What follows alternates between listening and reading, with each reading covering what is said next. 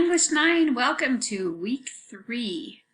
I can't believe it's already been a month since we've been together. It doesn't seem right, but we're being brave and we're getting through it, and I'm impressed with what you guys are doing. The lesson or the assignment last week was to write your role in your family and make sure that is due. Many of you are wearing a lot of hats and have a lot of responsibility, and I want to acknowledge that. I want to acknowledge that you guys are busy, that you have a lot on your plate, a lot going on, and you've been brave, and I'm impressed by that. You've also have had experiences that are beyond your years and you shouldn't have had to experience in your lifetime, but you're doing it, you're handling it, you're being brave, and you're moving on, and I'm impressed by that.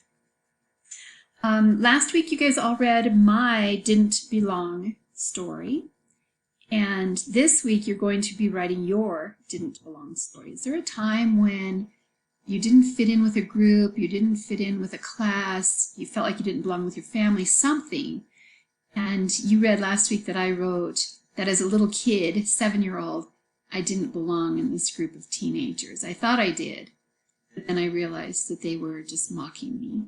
So I hope you have a fun story to tell us, and please use details. Let us see and feel and hear where it was and what happened. And also, like I had you look for in my story, include your thoughts and feelings. That really helps the reader understand what was going on in your head. Let's see. This week also you'll be reading my next entry into my autobiography, and that is my scary house experience. And even though I've had some fun experiences breaking into abandoned houses or just freaking myself out in an attic, I just want you to know that what I wrote was a different kind of scary. It was more of a emotional scary. So write whichever one you want. Next week, that'll be next week that you'll write your scary story experience. But when you read mine, I want you to look for details, imagery. Could you see, smell, hear, feel, taste the things that I'm talking about in my story? We will no longer be having weekly meetings online.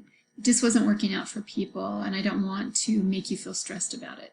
So please, if you would like to meet one-on-one with a video chat, even if it's just to say hi and check in, I would love that.